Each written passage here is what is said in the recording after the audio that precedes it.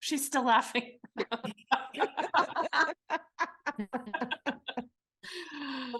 That's so funny.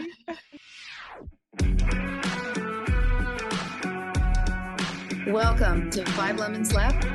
We're the real stuff, the lemons making lemonade. So pucker up, because we're going to be discussing our life's lessons and the nitty-gritty details of our spiritual journeys.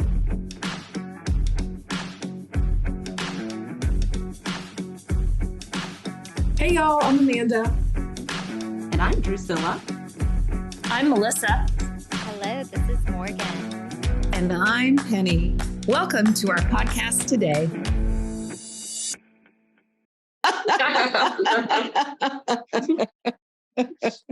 Oh, welcome back. Welcome back, everybody.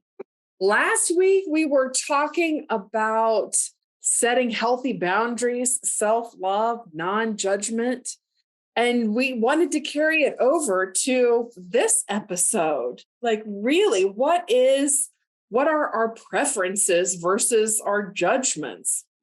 And how does the unity of all life, like living in the one mind, how does that work in our boundaries?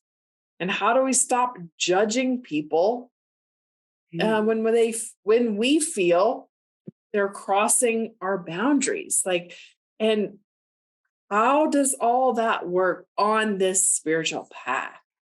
Drusilla made a great point when we weren't recording, so I am going to kick it to her so she can start us off. Wow. This is all so juicy and complicated. What came to mind when Amanda posed a question about how does oneness and like mind come into play when we talk about boundaries. And it just became so clear to me that the reason maybe that I haven't addressed that with my friend is because I realized that I'm not making the boundary clear by how I'm showing up. So being radically responsible for sight means that I am asking for everything that's coming to me. And I do sincerely believe that I am giving her the permission to respond to me the way that she is, which means I think that she's crossing boundaries, but I haven't really set those boundaries. And I thought a little bit more about how I may be doing that. I do recall when we were first establishing a relationship that I wouldn't necessarily answer a lot of her calls when she didn't call me as frequently. So by my continuing to answer the calls, stay on the phone with her, and to probably engage a little more in the conversations with her.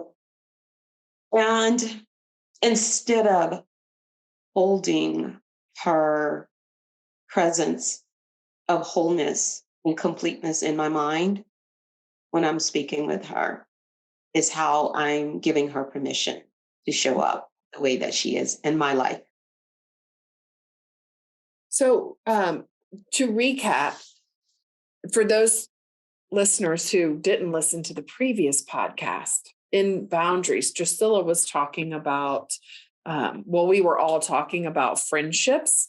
And this particular instance was talking on the phone so long, oversharing type of thing. Just in case somebody didn't listen to the last one, that's what we're talking about. But you might want to go listen. It was a good one. Please go back and listen. Yeah. Yes. And so my conflict was, yes, it's my boundary, and I didn't have to talk on the phone, even though this person may be in crises and need my ear needs some compassion, maybe even advice at times. And but it has become a little overwhelming, long conversations multiple times a day. And I prior to this conversation was conflicted on not really knowing if if it's a boundary or am I being judgmental about her need, who am I to say how much she needs to be in contact with a person? For me, it's beginning to feel uncomfortable because it seems a little excessive. And so I was trying to figure out, well, if it's a boundary and it's, clear to me, why am I not able to convey that to her? And so that's the aha, is that it's probably not even as clear to myself. And I'm certainly not conveying that to her through my interactions with her or through my presence, which is an even stronger way that I should be, presenting my boundaries to the world. If I show up as I am, then that's how the world receives me and that's how the world treats me. And that is clear to me. So what does that look like, Drusilla, showing up? I'm thinking that I don't show up as my full whole spiritual person. And I think there could be something there with specifically her. And what's coming up for me right now is that she's quite a bit younger than I am. And I try to relate to her on that level a lot of times. And so it's probably authentic on that aspect. Not that she doesn't know my spiritual journey, but there's a lot of things about her that's a lot less mature than me and a lot of other my friends, And so I think that's what's being conveyed to her. Yeah, a less spiritually mature identity persona. So you're judging her as not able to handle you telling her that you can't take her calls. Yes. Chill. Okay. Are you showing up? This is not a good or a bad or up or down, but are you showing up more on her level and not how you authentically usually operate in life? And so are you getting really involved in like the story and the details and, oh, he said and she said, rather than how you are most of the time with, us is just from a very wise spiritual space. You're not judging, but you're on a wiser kind of. Yeah, there is some of that. Because that's glad you asked that, Melissa, because that is the part that I refrained from in the beginning, because maybe there wasn't much of a story going on all the time when we communicated. But when the crisis hit, then of course she gives details about the crises, and that the detail, they keep coming and they keep coming. And so it's probably that part of it as well. And so, it's inauthentic. It makes me think, Drusilla, this is what came to me. I was thinking along the same lines of what Melissa shared. It makes me think of like if you're playing tennis with someone, it's always fun to play with someone who's a little bit better than you are. And you wouldn't want them to show up and dumb down their skill level to match yours. You want them to up level you. So I don't know, that analogy just like showed up in my mind when you were sharing that. Like, she's probably got you as a friend because on some level she's wanting you to show up as that more skilled tennis player. Yes. Yes. And it's so funny that she knows about my spiritual journey and we talk about it. But I always and it's only with her that I struggle so much with exactly how and what to say to her in reference to it about her crises. It's like I'm always struggling. It's because I'm not talking through spirit. It's the persona. It's the other person that's showing up, to have these conversations with her. And oh my goodness, this is so great. Thank you, ladies. You're so awesome. This is juicy stuff. This is juicy. It's great because it's so clear to me now, and I've been like in such a awkward place now it's been going on for 4-5 months almost. And yeah, it's so clear that I am just showing up in such a wrong way for her and for myself. For yourself, right? And that goes back to, this week's discussion about the unity, the one mind, like how do we work on letting go of judging other people, judging the people that we're having conversations with, showing up authentically and working in the invisible, we're clearing our mind to have that vibration out there.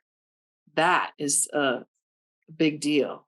Yeah. And Drusilla, you're definitely not the only one who does that. I mean, I definitely notice areas in my life, certain people in my life, or not even certain people, just I notice the tendency to want to make myself seem relatable. And so I will like self-deprecate or make things seem not as great for us here in Costa Rica as they really are, because people, just to make it more palatable to people and like not just own how wonderful everything is or how much, life is pretty great, I don't know. But like, I feel like there's a tendency, particularly for women, to kind of dumb ourselves down and make ourselves more relatable to other people.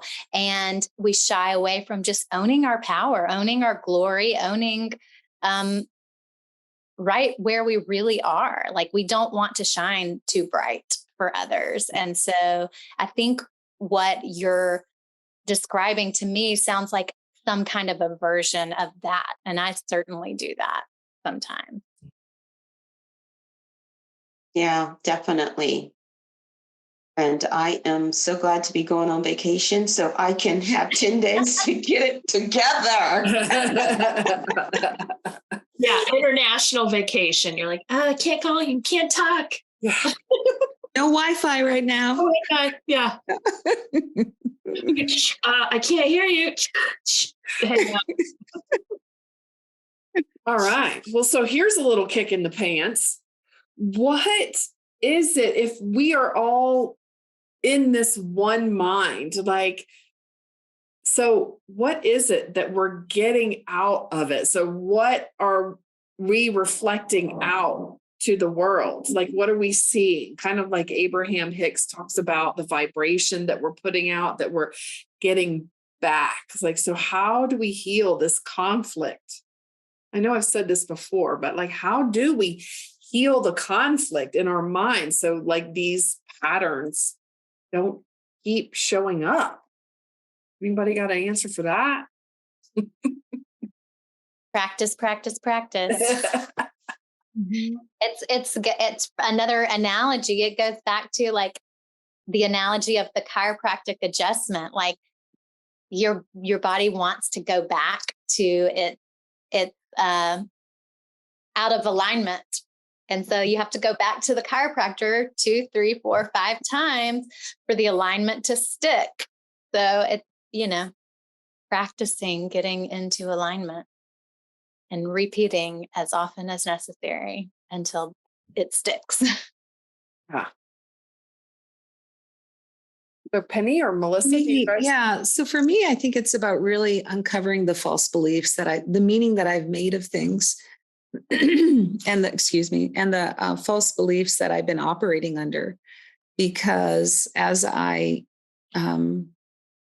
heal those or release them or really remember the truth of what's really true and the amazing person that I am and that everybody else is, and stop judging them, then it's that, releasing the false beliefs and forgiving myself for thinking them. I mean, that's one of the major cornerstones of the Course in Miracles is forgiveness. And it's all self-forgiveness, right? All forgiveness is self-forgiveness. Yeah, so I think that's what's just coming up for me. And I also, when somebody is, when I want to start judging somebody, when they're pissing me off, I have started to look at them as like a little 5-year-old, and knowing that they didn't wake up this morning to piss me off. Honestly, most people don't do that. Well, maybe my husband sometimes. No, I'm joking. But, so if I can just see them as a little 5-year-old in all their wonder and their innocence, and then I can maybe most generally stop judging them. Yeah. That's what I've been practicing lately. Is that working? It is. Yeah. So as we're all clearing our vibrations out, as we're all practicing non-judgment, if we think back to a few years ago, does your life look different now that we've been practicing? I think I'm calmer. Yeah. Not as reactive. Do you have less people pushing your buttons now? It depends how connected I am or not. Mm-hmm. I mean, I can be disconnected from source and every button will be pushed. And I let my my saboteurs take over. I'm doing a program called PQ, Positive Quotient. I can't even remember the name of it now. Anyway, he talks about the saboteurs that take us over.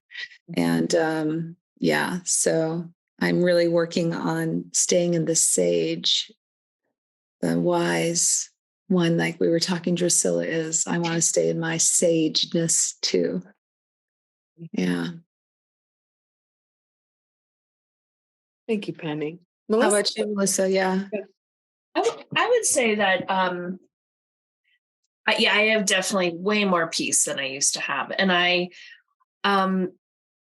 remember being really moved by something Jennifer Hadley said in a podcast she does on, I don't even think there's a Unity podcast anymore. It used to be Unity.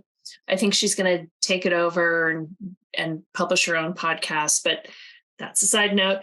Anyway, she said when she goes into counseling sessions, spiritual or couples counseling sessions, she always sees the person she's counseling as perfect, without problems. They really don't have problems. And I found that so profound. And I think for me, that's my connection to the one mind, really seeing, and also helps me not, it's something I'm working on. It's not like I do it all the time or perfectly or anything, but it does help me dip down into the story of things when I can keep reminding myself, this she's fine. There's no problem here, or this is just her journey and I don't have to, get on the pain train with her. it helps me just be very accepting of everything. And I think it also helps me, like Penny said, connect to the source that there's nothing wrong here. Mm-hmm. Right. And then if there's nothing wrong here, there's nothing I think I need to change. Or I think I need to like defend or prove my point or anything like that. I think it's been very helpful for me to remember that. Other people, they're really not a problem here. I love that, Melissa. When I first started my coaching career, we learned these presuppositions to live by. And this is one of the main presuppositions, is that people are whole, healthy, and complete, and they work perfectly, and nobody needs fixing. No, that's no one is wrong or broken, and they don't need fixing. That's by Barbara Rogers. She created these really great little cards. Yeah. Got a whole I deck love of that. I love that, Penny. Yeah. And because I don't want someone to fix me. No. And I also don't want people to think I'm broken. Exactly. And so I think it's helpful for me to know that other people are broken. Mm-hmm. Yeah. Yeah. And one thing that helps me is relating to the one mind, like just revisiting the basics, that I don't have to think every thought that comes into my mind. I don't have to agree with every thought that comes into my mind or latch on to every thought that comes into my mind. So, and practicing, referencing Jennifer Hadley again, practicing her catch, release, replace. That's where the practice comes in. Catching the thought when I notice a judgment about somebody has occurred in my mind, and releasing it, not grabbing onto it, and replacing it. And so for me, sometimes that looks like noticing a judgmental thought about somebody, and it feels icky because when you're in judgment, you're disconnected from source because it's not loving. So noticing it, releasing it. Okay, I don't have to be in judgment. And for me, replacing it with preferences has been helpful. Like saying, okay, I prefer to live my life aligned with these values. That's not this person's preference. I don't have to make it right or wrong, good or bad.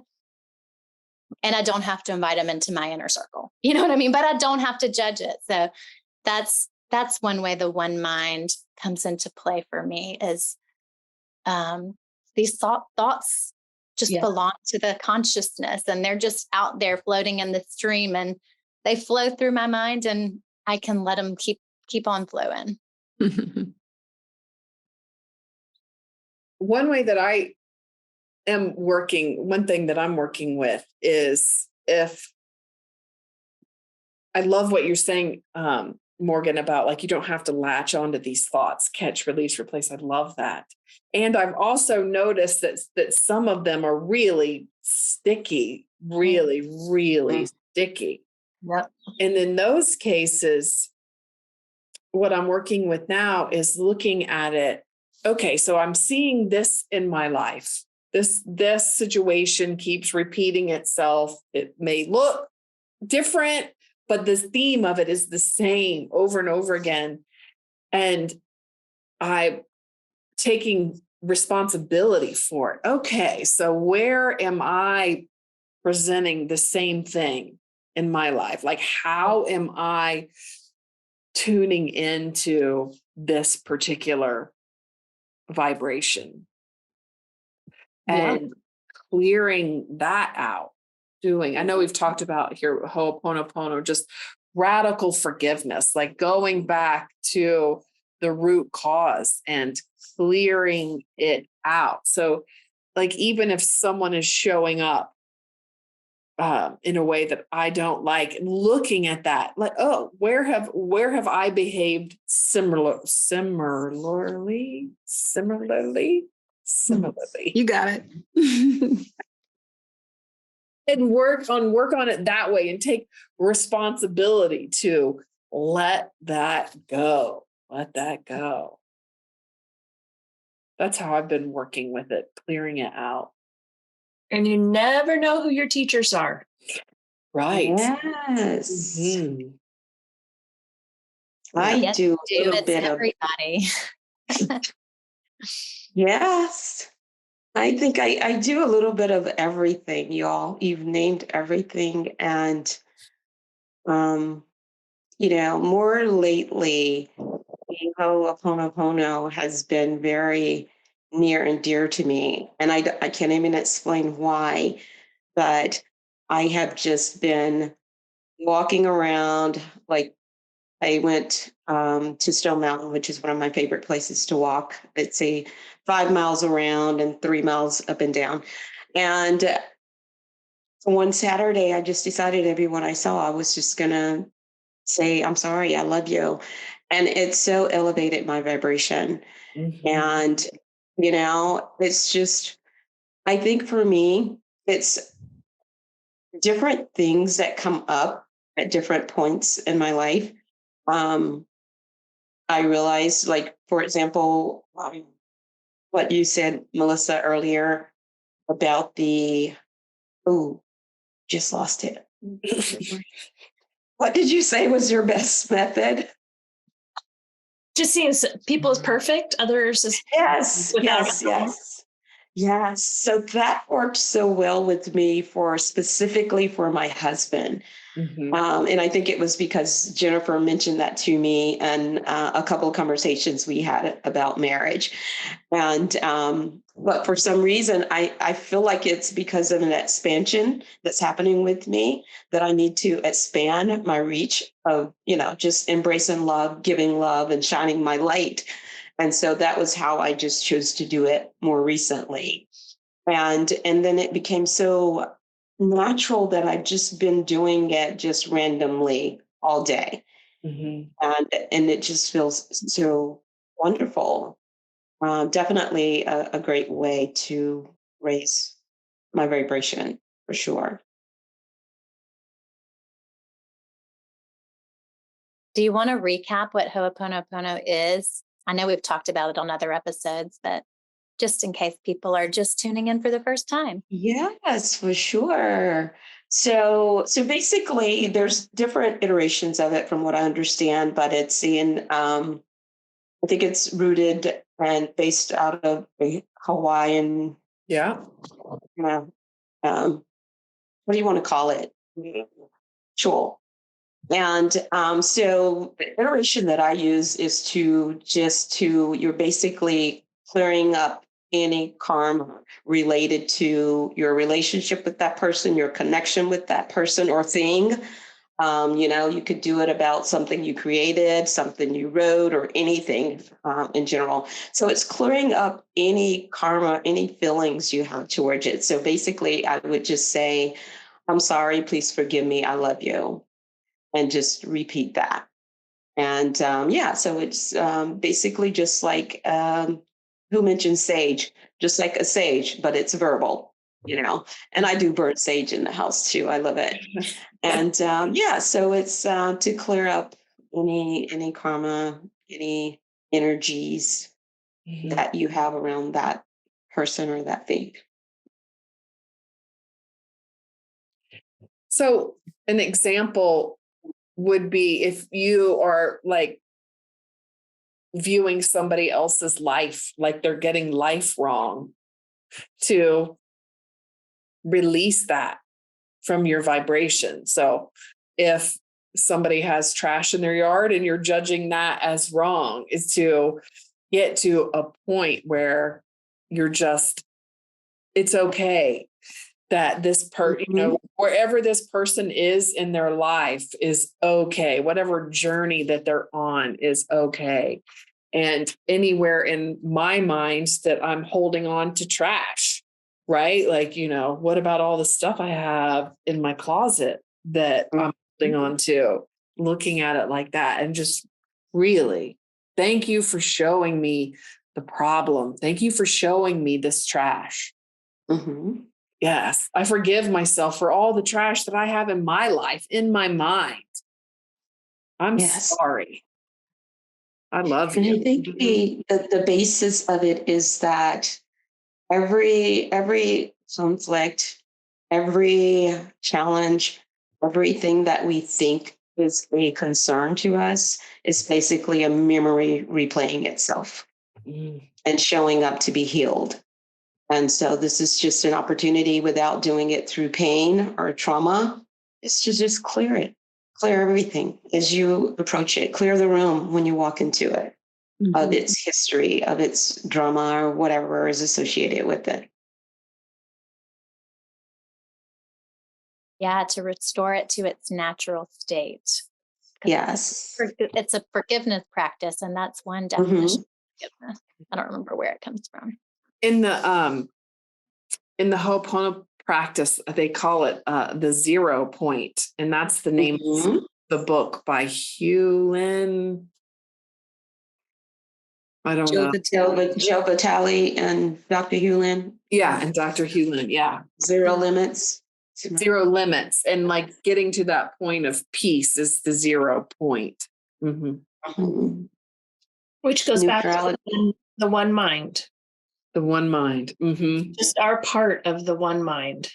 And everything is neutral. Isn't it kind of just like, sometimes it just kind of blows my mind to think that we're all one mind and we're just a little fragment of it. And we're all like out there like little ants, doing our stuff. And I like to use ants as a reference too.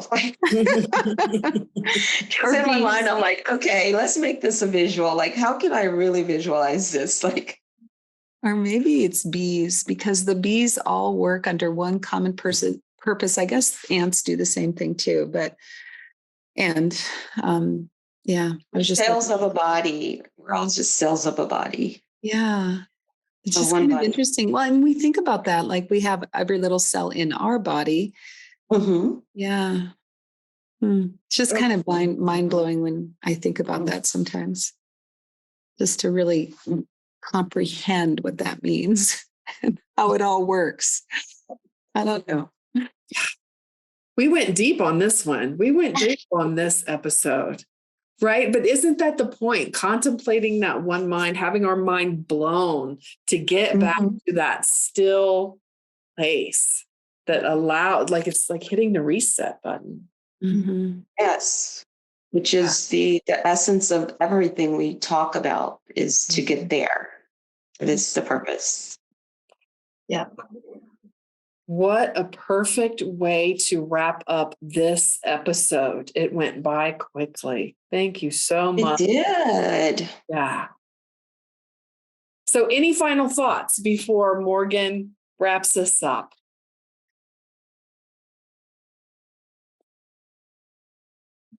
All right, Morgan, take us away. Okay. Well, first of all, thank you so much for joining us on this podcasting journey and listening.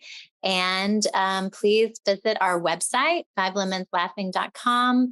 Please follow us on Instagram and Facebook. And wherever you listen to podcasts, please leave us a review and let us know if you have any questions, any suggestions for an episode. Or anything else you'd like to share with us. You can send us an email at info@5lemonslaughing.com, or you can send us a direct message on social media. Did I get the website wrong again? Because you're all making a face. No, it's laughing. Maybe got inverted This is how we look. Are you judging my face, Morgan? That's our support. That's our supportive face, Morgan. I saw a nod when I said the email address correctly, and I was like, oh, maybe I said the website wrong. Okay. Thank you for listening. We love you. See you next week. Keep practicing. Penny's posted. Love it. Bye, y'all. Bye. Bye. Have a great week.